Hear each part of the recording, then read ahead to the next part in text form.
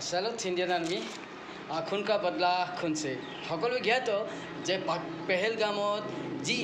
পাকিস্তানী সন্ত্ৰাসবাদীয়ে ভাৰতীয় নিৰীহ লোকক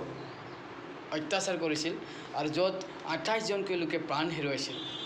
আৰু তাৰ প্ৰত্যুত্তৰ দিলে ভাৰতীয় সেনাই আৰু দুই ভাৰতীয় বীৰাংগনা কমাণ্ডাৰ ভূমিকা সিং আৰু কৰ্ণেল ছফিয়া কুৰেশ্বীৰ নেতৃত্বত গঠন হৈছিল অপাৰেশ্যন সিন্ধুৰ